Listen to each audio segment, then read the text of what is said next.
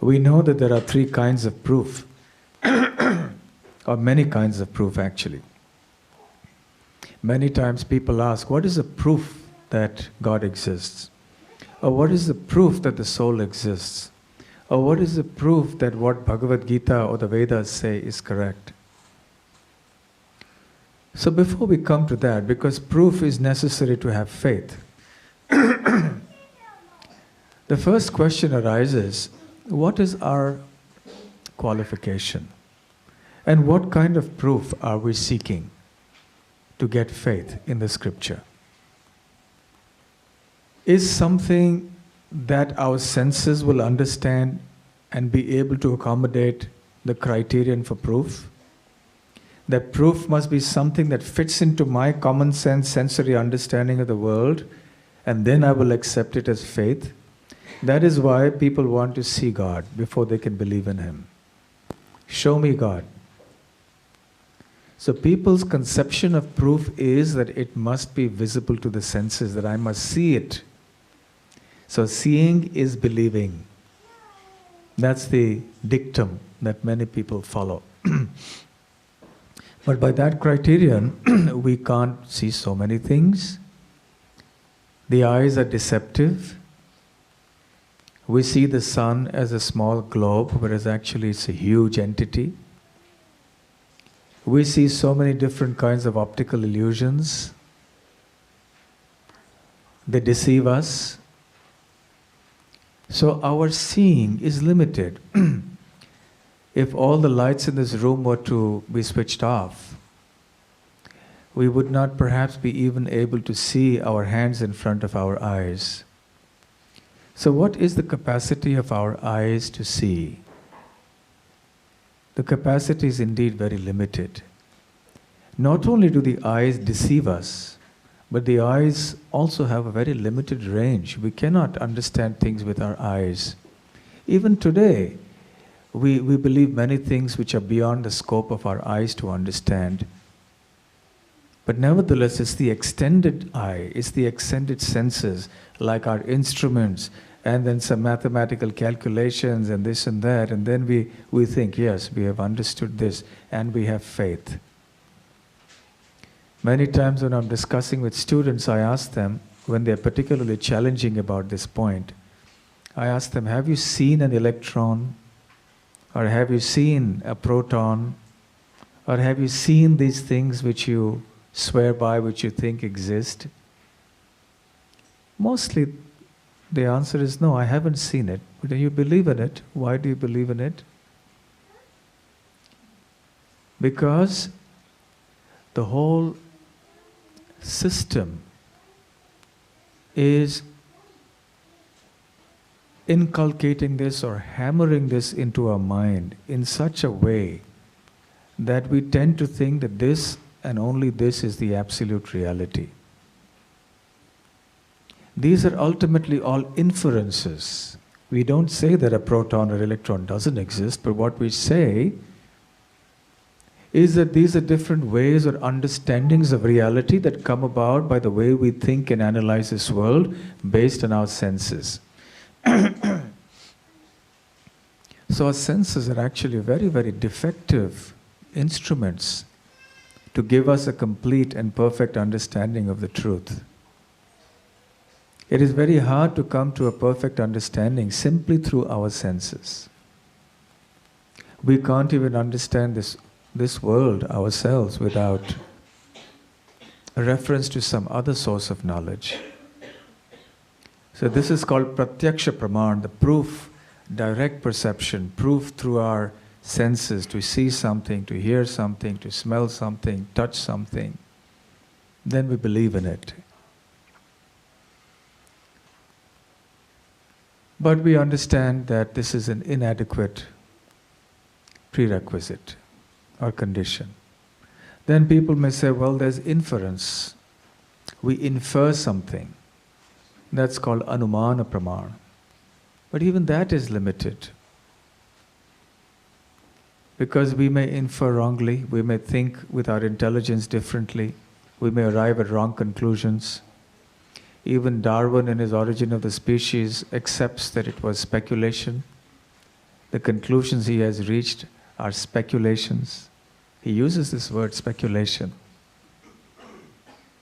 But today it's considered the gospel truth. So, just like we have prophets and saints in religions, we also have prophets and messiahs in science. We also have our scriptures in science, the origin of the species.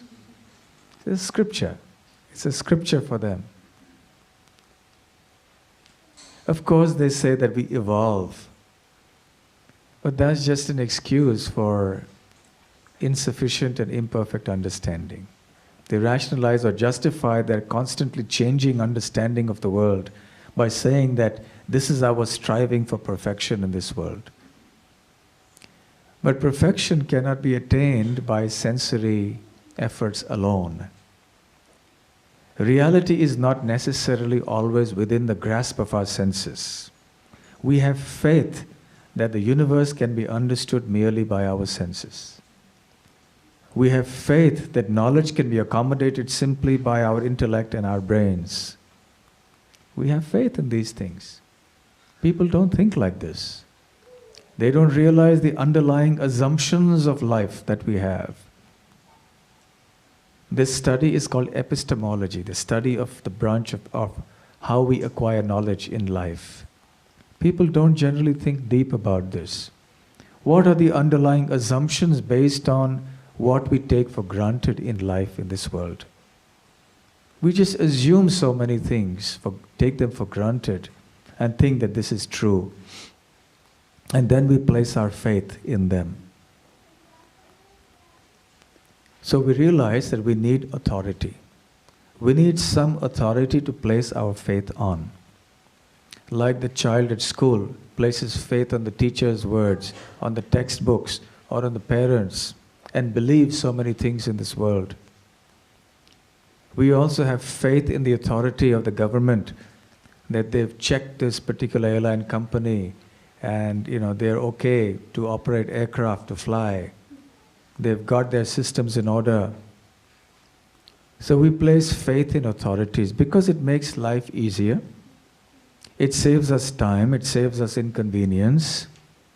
It's just common sense that when we want to acquire knowledge, we place faith on the authorities of different branches of knowledge. Could we have acquired even ordinary mundane knowledge without this principle? No. So when we rely so much upon authority for procuring ordinary mundane knowledge of this world, how much more would it be necessary when we want to acquire knowledge of something that is beyond this world? Isn't it logical? So therefore, we also place our faith in something else, some other authorities. So how do we know that what those authorities are saying is true? By actually following it in our life. First, by reasonably understanding it with our intelligence, understanding the knowledge, understanding the philosophy, and then actually practically putting it in practice in our life. When we see that what the scriptures say are actually working in our life, we develop a little faith.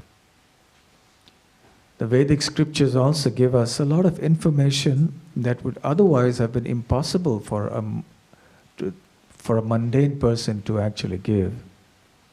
The Srimad Bhagavatam gives us such accurate information about embryology, for example, about how the fetus grows in the womb of the mother. Such an accurate estimation of what happens in every week and every month.